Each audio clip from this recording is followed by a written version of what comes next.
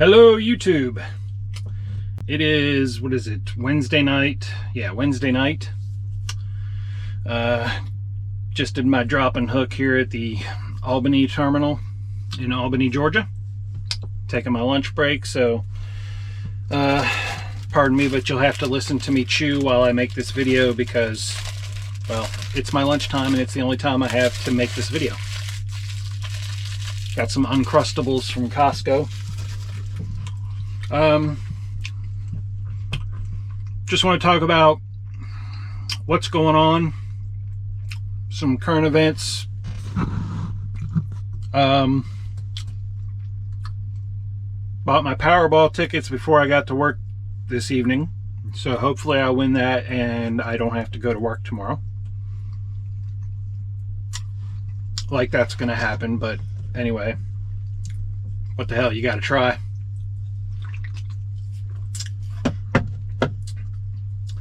These are pretty good. Got this peppermint mocha latte from Costco. Pretty good stuff.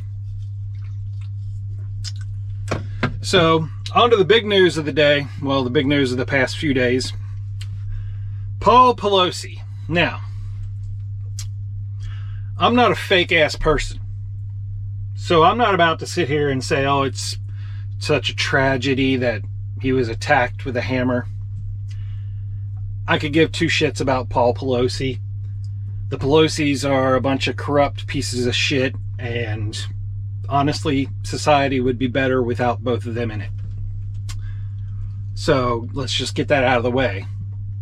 All these fake ass people posted, oh, the little, you know, oh, thoughts and prayers, oh, it's so horrible. Fuck him. All right? He got what he deserved. That's just karma. That's all that is. But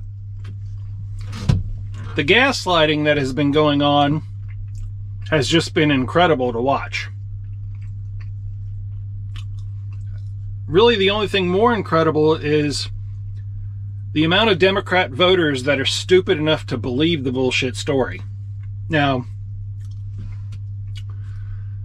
all the different facts and the changing facts, and okay, you may get some parts of the story wrong that have to be corrected a day or two later,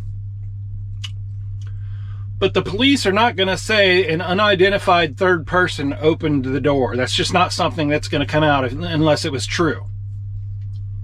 All right, they reported the facts, and then somebody got to them and said, hey, stop saying that, that looks bad, we can't say that, squash that. Same thing with being in his underwear part, okay? That kind of stuff doesn't get out unless it's true. Nobody's just going to make up the story that the dude was in his underwear. Who's going to make that up? No. It was true, and the establishment, the powers that be, said, oh, we can't have that. No, no, no, you got to stop saying that. No, no, no. And okay, I can maybe buy the story that the Pelosis don't have a security guard. You know, she has Secret Service protection, but she was in Washington, D.C. Okay. I still think it's highly unlikely that they leave her house unguarded, even when she's out of town. That just doesn't make sense. There would be somebody there, whether it be Secret Service, Capitol Police, or private security company. These people have hundreds of millions of dollars, okay? They have security. Now, they have security cameras all over that house, all over that neighborhood. The fact that we haven't seen a leaked Ring doorbell camera view from like the neighbor across the street, each day that passes without any video evidence it looks worse for their narrative of the story. Because if they had any video evidence that proves their narrative, they would have released it by now. Body camera footage from the cops, security camera footage from the house, from a neighbor's house, whatever. But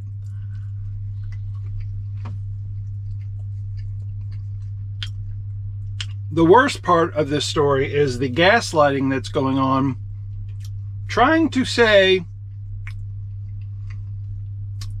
a nudist hippie who makes hemp jewelry in Berkeley, California,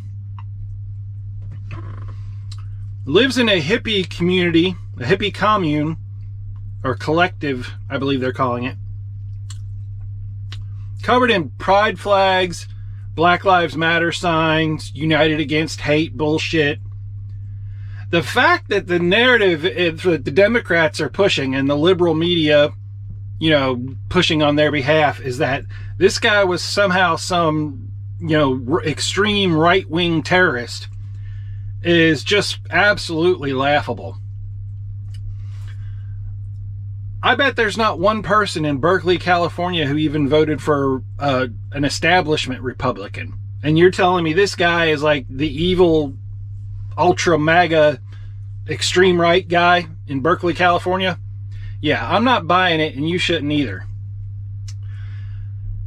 Everything in his background, he's a registered member of the Green Party, first of all.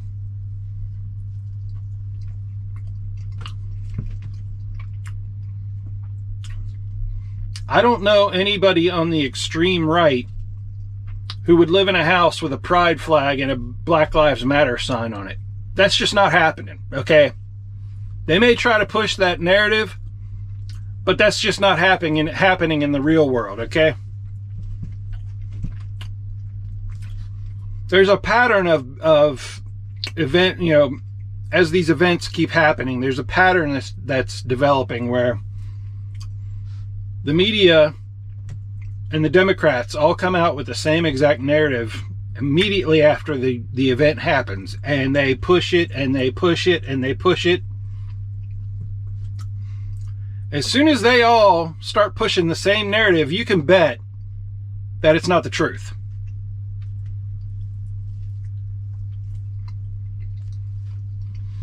And I bet you, if Elon Musk didn't own Twitter right now, that's the only narrative you'd be seeing.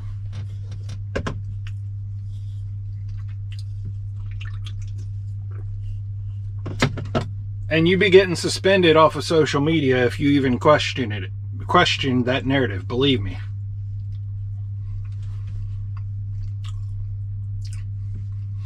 You know, supposedly there was a unidentified male in the car with Paul Pelosi when he had his DUI accident too, and they swept that under the rug real quick. But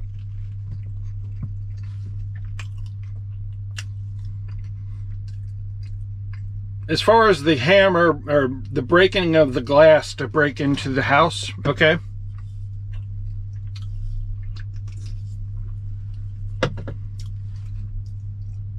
Yes, there's a lot of glass on the outside.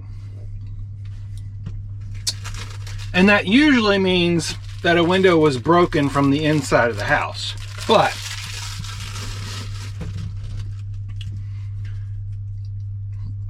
I don't think there's any way to prove that 100%, so let's just drop that part. But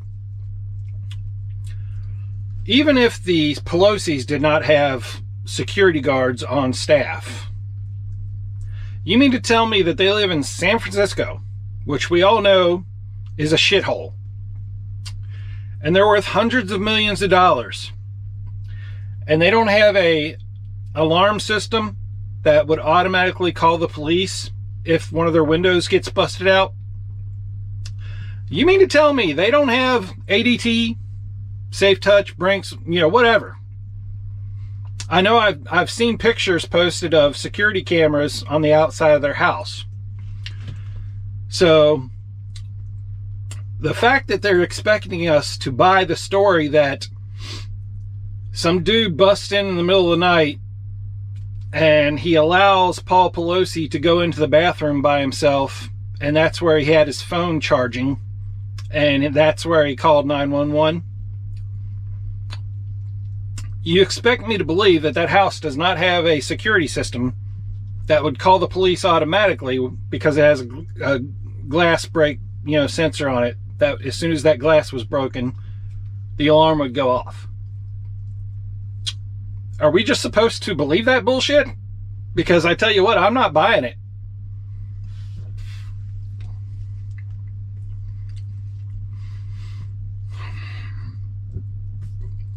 There's just way too many fishy details to this story, and I don't think we'll ever know the truth.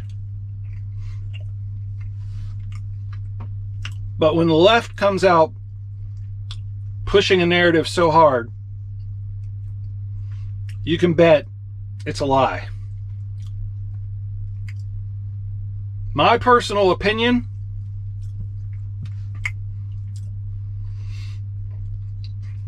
there's rumors that Paul's in the closet.